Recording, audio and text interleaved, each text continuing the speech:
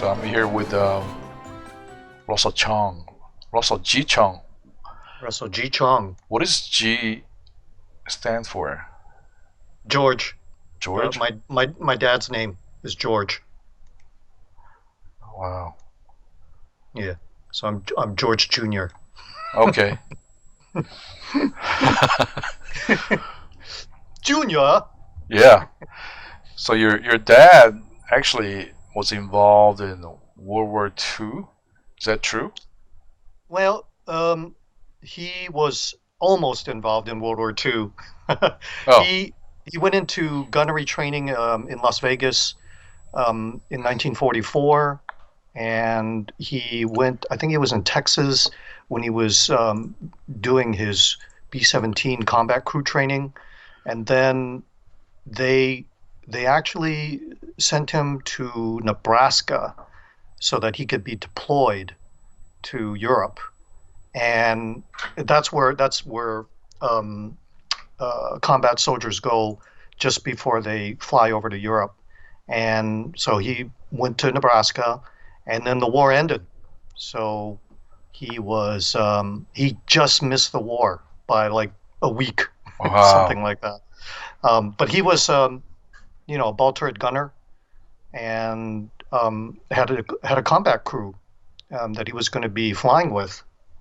So he had his the pilots and navigators and the other engineers and gunners and bombardiers and all that stuff. He was with a team, that was going to crew a B-17, and so in a way, it's he's super super lucky that he didn't have to face enemy fire. But then I think back by the time the war was ending, I think the Luftwaffe was already, on its knees, and they couldn't really even fight back at that point. So even if he did make it to Europe, he probably wouldn't have had to really shoot at anybody. You know what I mean?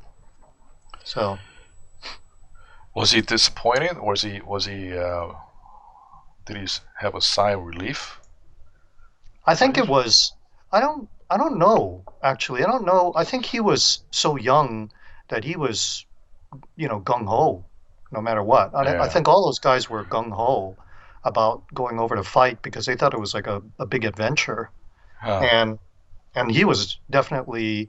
I mean, I've never heard him say anything like that. But what's interesting is, when when I take my dad, we go to see like a B-17 or a B-24 that flies into Van Nuys or whatever, and we go talk to some of the combat veterans that were over there. My dad tells them his story, and those guys, they just say, "Man, you are lucky." Yeah. So there's no, "Oh, too bad for you. You didn't see combat." There's nothing like that. It's always, "Boy, you were lucky. You Hmm. lucked out." Yeah. So, Yeah. It was. I went to, I think, one of the flight museum. I think it was at Van Nuys somewhere in California. I mean, I drove there with two other guys, hmm and I even saw like I think they were captured maybe, or they were brought back, and they were maybe repainted like the German fighters, yeah. and I even saw Japanese Zero there.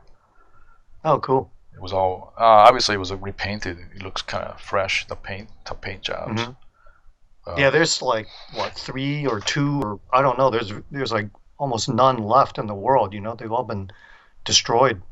I bet. Yeah. I think the only one in the U.S. was the one they captured. They captured it and tested it, and it survived the war. But I think probably Japan might have one. But yeah, there's those are like virtually non-existent. You mean the Uh, Zeros? yeah, the zeros. Yeah. Wow. Anyway, just going to ask you if you were to ask question like introduce yourself because Yeah. like like myself and others, we're kind of I don't know about you, but we're kind of like a little bit unknown. We're not Hmm. mainstream, so but we've been around. We've been around, you know, well, 30 years, Yeah. over 30 years, but we don't have DVDs, we don't have tutorials. We have some um, credits on films and animation games, but other than that, um, not many people know about us. But we've been here all along. So Hmm. yeah, if you wanna just do a quick intro of yourself. Oh, okay. Well, my name's Russell Chong, Russell G. Chong, and I was born and raised in San Francisco and lived about maybe about 4 blocks away from Chinatown. And interestingly enough, I'm just finding this out right now. I mean, I've I'm over 50, right? I'm in my late 50s now. I'm just finding this out, but I've had relatives, not even relatives. My great great grandfather was here in the 1800s, Mm-hmm. and he opened up a store in Newcastle, near Sacramento. And I had no idea. I didn't even know about this. I just found out about this recently. And my then my great grandfather took over running the store, and then eventually my grandfather ran the store. I Uh had huh. no The same idea. store. Yeah. Yeah, yeah, in Newcastle, and then I had no idea.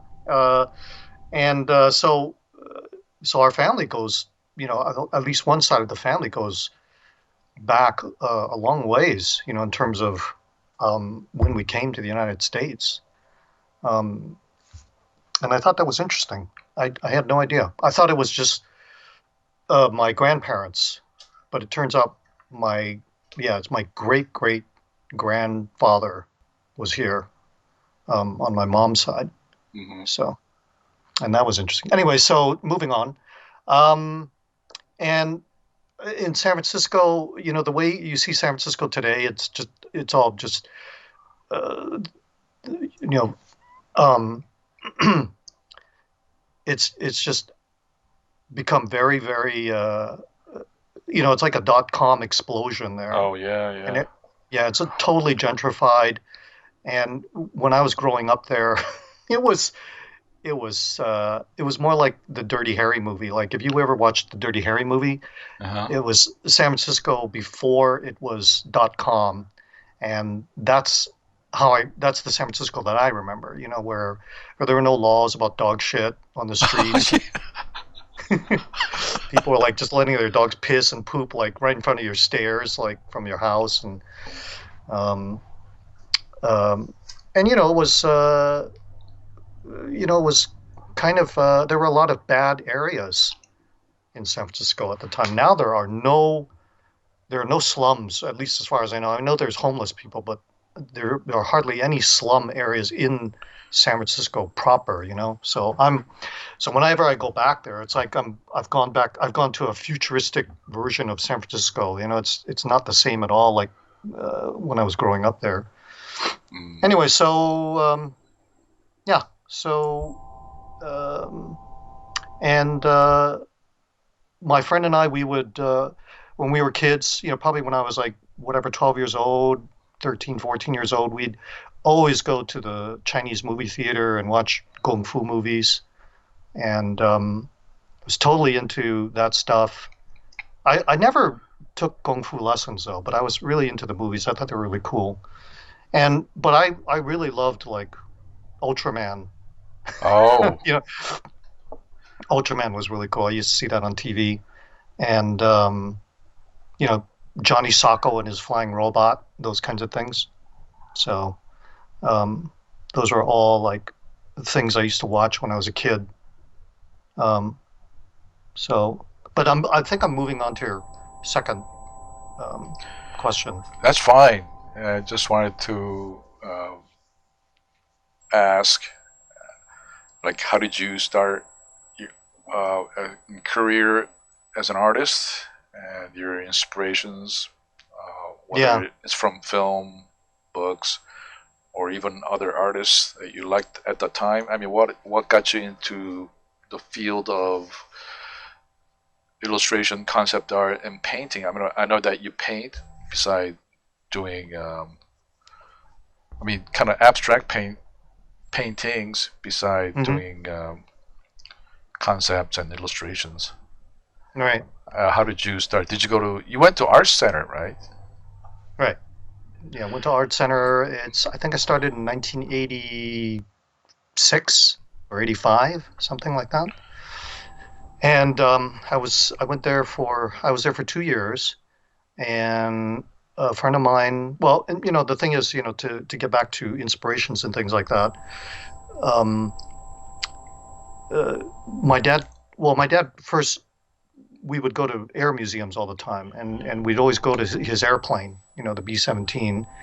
And Mm-hmm. I think the first time he took me to see the airplane and his position, I was only like 2 or 3 years old. Wow. So, so he's like, taking this little tiny kid over and saying, "Look, son, this is where I used to, do my thing, in the war."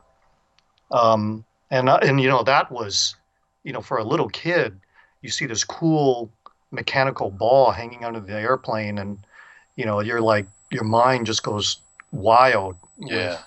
um, with visions of like what that was like to be flying at 30,000 feet, like in this moving ball with two giant guns on either side. I mean, Yeah. it's it was a big that was a big thing for me when I was a kid, and so I always had this fascination for World War II and the technology that they used back then. It was just an amazing time.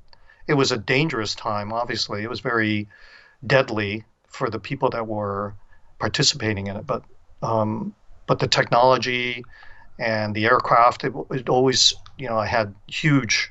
It made me feel like very inspired about flying and combat, and all those kinds of things that boys like.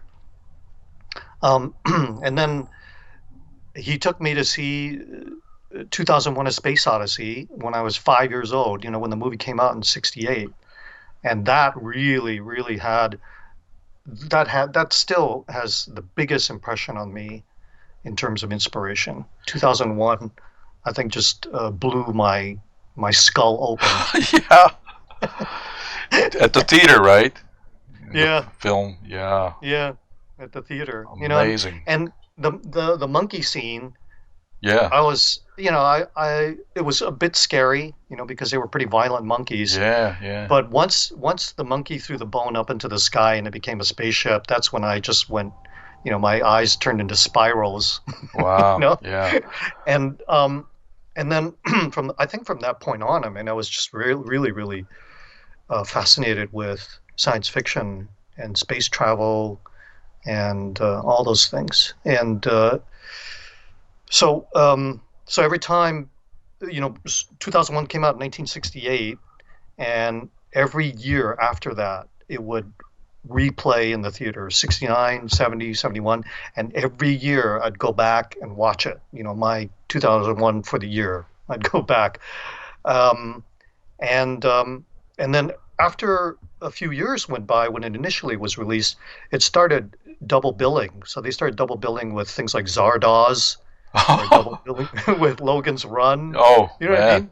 Yeah. Right? Two science fiction movies. And then one time, I forgot what year it was, 72 or 73, I went to see it, and it had Silent Running Hmm. with, double billing with 2001. I was like, whoa, this is incredible. What is this? It's just really cool, and I found out, yeah, I had never heard of the movie. And I think that was the problem that Doug Trumbull had, was that he didn't get much advertising for the movie, so nobody knew it existed. But anyways, then I found out later, Doug Trumbull worked on 2001, and I was like, oh, that's why they look similar, you know. So, and they have that both um, kind of the same kind of science fiction theme where it's all quiet. There's no sound. Well, actually, Doug Trumbull did have sound in Silent Running, right? When the domes explode, you can hear them.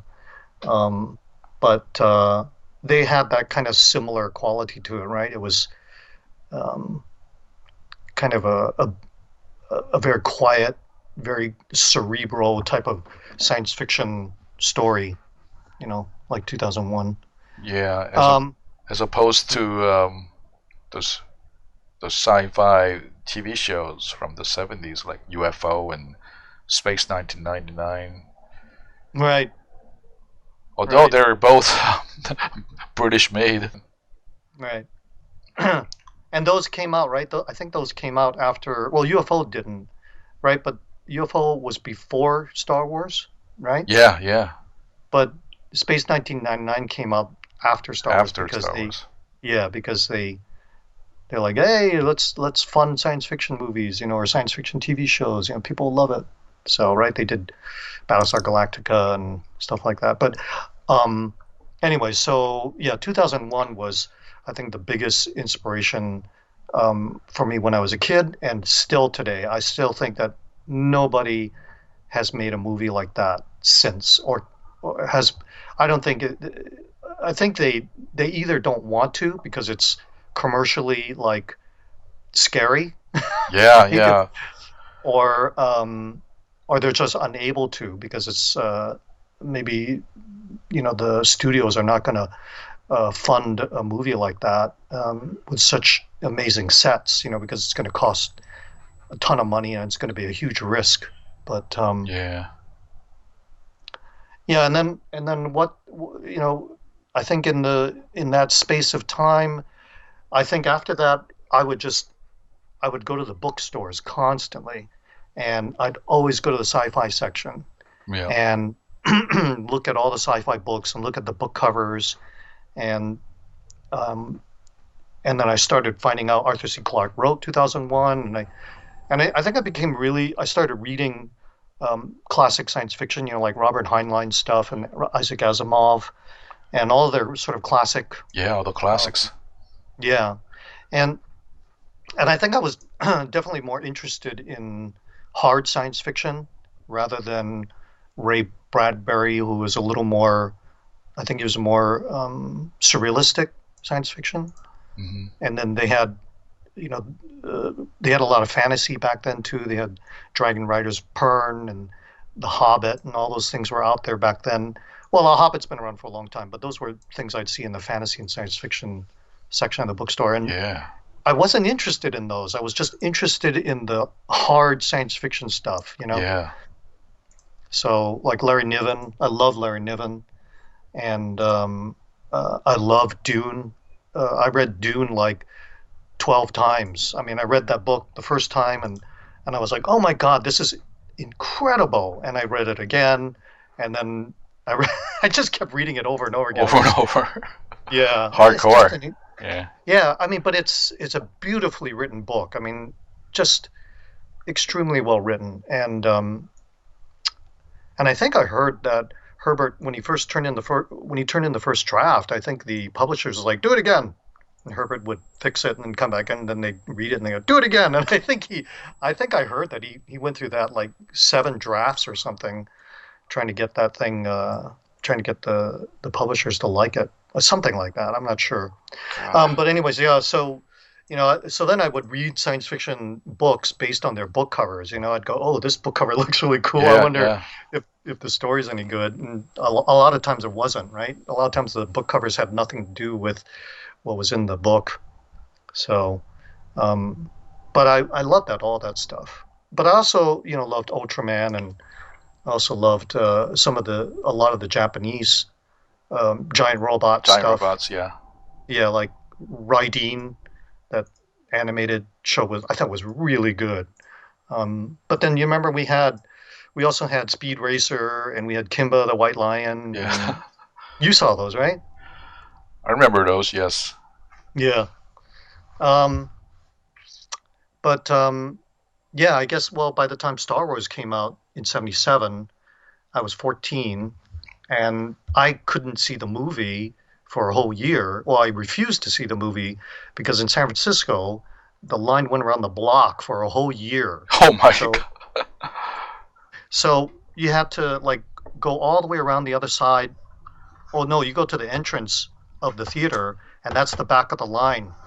Oh, And then jeez. then it went all the way around the block, the Coronet Theater in San Francisco, and went all the way. And I was like, I don't want to wait for like I think people were waiting like 5 hours back then. It's crazy. And that was, I think, the only theater that was playing it too was the Coronet. Um, but I think, so I started looking at everything around it. I started, the book, The Art of Star Wars came out, Mm, and then science fiction magazines and books started popping up. And I was like gobbling all this stuff up even before I saw Star the Wars. movie, yeah. Yeah. And finally I got to see the movie, and and I thought it was very I thought it was a fun movie, but realistically I wasn't as blown away by it as I was 2001. Um, but I loved the visuals and I loved the designs and I loved the action and the adventure, and the stormtroopers and Darth Vader, all that stuff back then was really trippy stuff. Do you remember? Yeah, yeah. Was it? Did you see it in '77 when it came Yeah, out in theaters? Yeah. yeah. Hmm. I don't think the line was that long because a friend and I went there to the theater and we got in fine. We didn't wait like a whole year or like like crazy line back then. But I remember that people actually watched like 6, 7 times, and they waited even the day before the theaters open, Hmm. just with a sleeping bag or something in the streets. Yeah, yeah, yeah. That's And why people were like sleeping on the streets. we could do that at that time in the '70s, but you can't do that nowadays. We had Right. a lot of freedom back then, Yeah. despite no cell phones, no internet, you know, Hmm. and no, not even seatbelt at the time. We didn't have to wear a seatbelt. Right. Right. So times have changed, And certainly. people didn't have to wear helmets when they're riding motorcycles. Motorcycles, yeah, yeah, Yeah. yeah. Yeah. So, um, I think I saw Star Wars. I think I saw it in the theater maybe 5 or 6 times, and yeah, I thought it was a really, really cool movie. Um, and But I think what I was really, really fascinated with was the art of Star Wars. When I saw that book, The book, that yeah, was the like a first one yeah, with the white hmm cover. yeah. I was like, what is this? That became my Bible. And Yeah. yeah, because I forgot to mention, like when I was a kid, I started drawing, when I was 2 years old. 2 years old. So yeah, I've been drawing ever since I could hold a pencil. So all that time, I've been doing artwork, and obviously you do artwork for your elementary school, and you do it, for people are putting up posters and they want you to draw the poster of, some thing that they're organizing. I was always doing all those kinds of things for everyone. Um, but I also we're going backwards, back and forth. That's But okay. I also Yeah, no problem. okay. I I I was being recognized when I was a kid, like when I was in elementary school, as being a gifted artist, and my teachers were always telling my parents, your son is very gifted, blah blah blah, and make sure he gets a really good education and things like that. And I think back when I was in elementary school, I don't know if it's still there, but I did a drawing of a Chinese dragon, and I did it out of crayons, and I Uh-huh. just became obsessed with this dragon, and I was on a, I think it was on a 8.5, 11 by 17 piece of paper, and I ran out of space, so I taped another 11 by 17, and I ran out of space, right? Because it's a dragon, right? Because it's really long, and it was like three 11 by 17 pieces of paper long, Yeah. and the teacher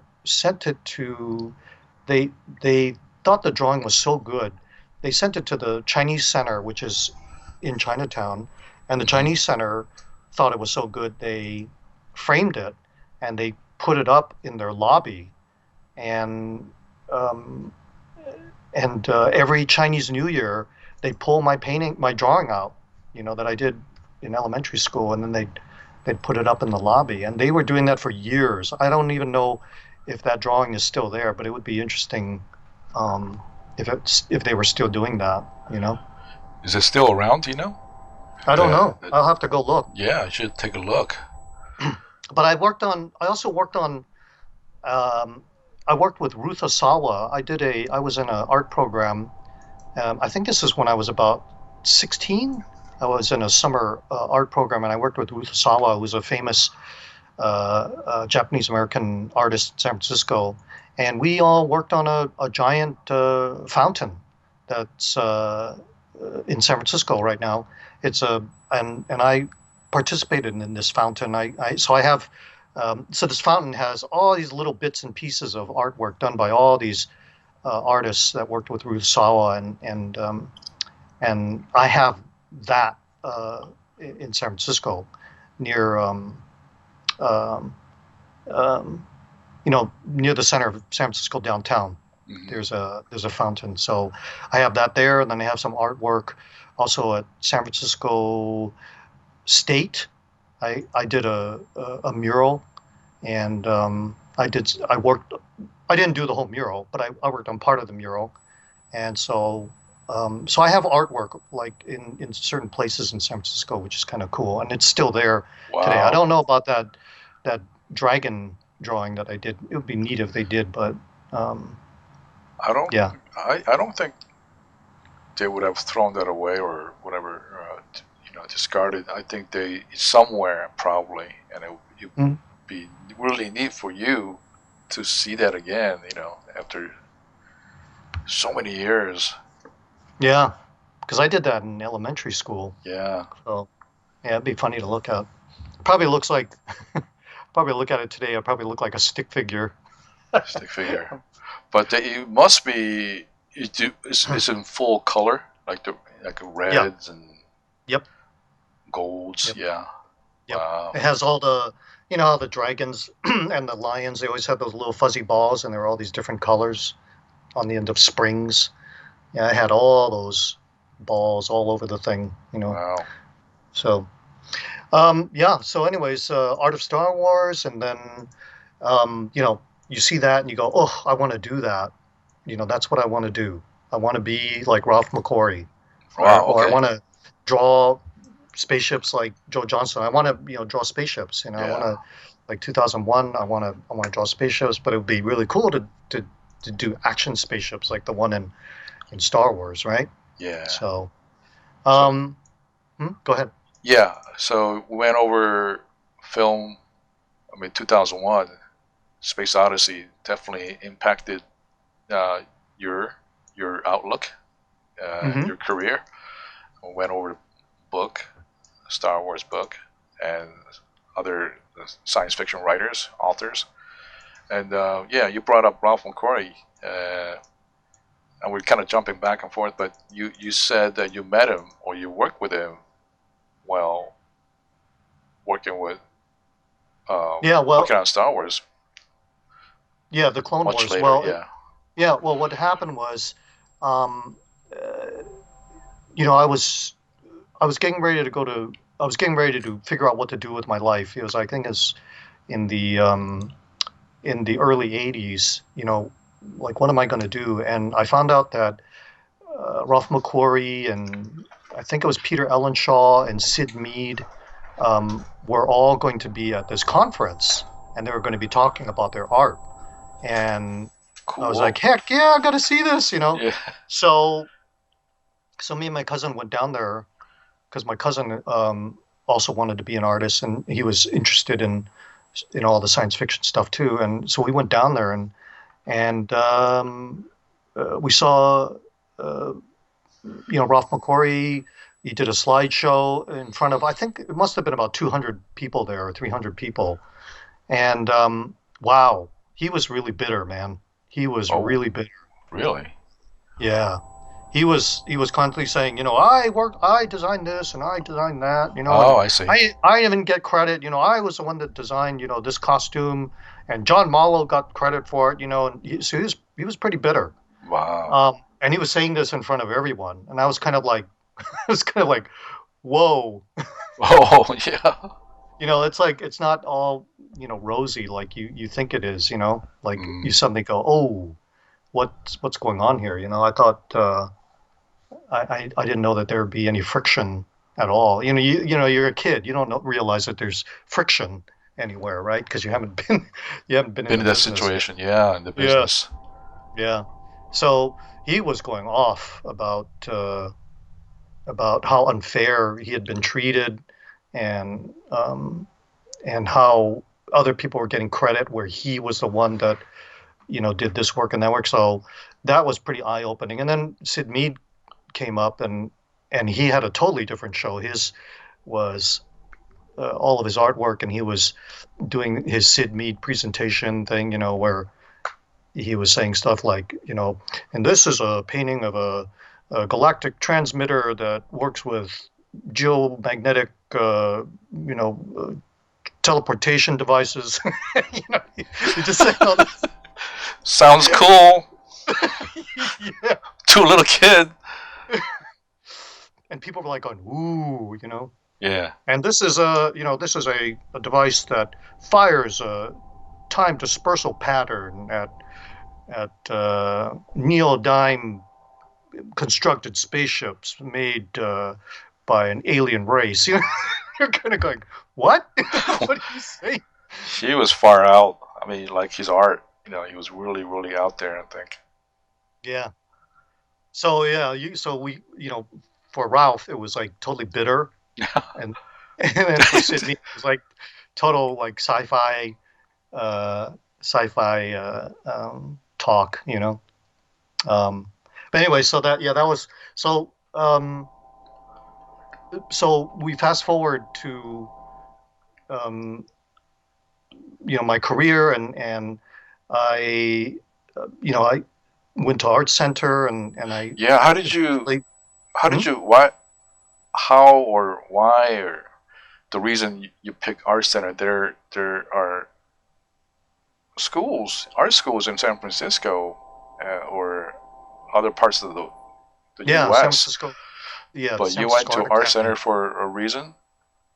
Yeah, because that's where Ralph McQuarrie went. That's where Ah, Sid Mead went. Those guys went to art center. I'm just like, the spirals in my eyes. I'm yeah, thinking yeah, that's where I've got to go if I'm yeah. gonna draw and design and paint spaceships. That's where I've got to go. Um, uh, and so that was so that's so I had to pull together a portfolio. You have to do that. Actually, I don't really think that mattered, but they say it does. The But yeah. Hmm? entrance exam. You had to do something like that, or Well, the you have no, test. you have to just pull together a portfolio, and Oh, they go through a portfolio review. And I'm not really sure how much that mattered later on when I got there. But yeah, so I went to Art Center for a couple of years, and then while I was finishing, I think my sixth term, because a full I think the full program is 8 terms. yeah. You said that you went 2 years, or is it? Did I Yeah, it's hear? two. Yeah, it's like 2.5 years or something like that. And I met a guy there. Became a friend of mine, Gary Montalbano, Yeah, I know and Gary. I'm yeah, I and didn't know he went to art center. yeah, he was there in the first year, Oh, okay. and that's where I met him, and we became friends. Because he was into the science fiction stuff too, and he wanted to be like Sid Mead and Ralph McQuarrie and all that stuff. Hmm. But he quit going after I think the second semester. I think he stopped. but we remained friends, and then eventually he helped me get a job at Deke, and just for the summer, and um, doing concept work for cops. Yeah. And I went in there and I just started, doing all these designs for like kind of futuristic designs, and I was having a ball. Yeah. And it was so much fun, and I was getting paid a lot of money. Wow. and and it just kept going, and I, my mom got disappointed, but I was just like, going, oh my God, I'm making all this money, and I couldn't stop, and I didn't go back to Art Center. I didn't finish it and get the degree. Oh, really? Yeah. So it's wasn't though Art Center was 2-year vocational school, and then he went from 2 to 4 years program. I think so. That's if I'm what not I've mistaken. I mean, I thought it was 2 years plus. It's like you go through was it like 4 trimesters? No, wait, 3 trimesters. So you're each trimester, so it's like 9 semesters, something like that. Okay. But yeah, so I didn't go back because I was having so much fun making money. all this, making money and buying toys and having fun, skydiving and scuba diving and doing all those fun things, Yeah. traveling. That's when I met you in 1988 when I came out from New York, and then Alex Stevens got me test on cops. I don't know why. So I drew like robotic things, and I guess Richard Reynes came by and see what I was doing after I went to the bathroom. Came by and looked at, and then they brought me out. But that's when I met you, and I still remember it. You wore all black, and you were in good shape. You had, like a square shoulder kind of thing. Yeah, I was lifting weights a lot. And then tight Levi's black pants. Everything was black, and I'm like, what's that guy's story? I don't remember that. Because I came from wore blue jeans too. That was later. You went from black to blue, and I came out from New York because everybody in New York wore black or gray and no colors for some reason. So that's what I kind of registered with me at the time, because when I came out to LA, I was like, oh my God, all these bright colors, fluorescent colors. I couldn't believe the colors that people wore, their clothes-wise, but you were all black. That's how I remembered you from. And you were walking around like tough. Yep. Big chip on my shoulder. I think we all had a chip on our shoulder.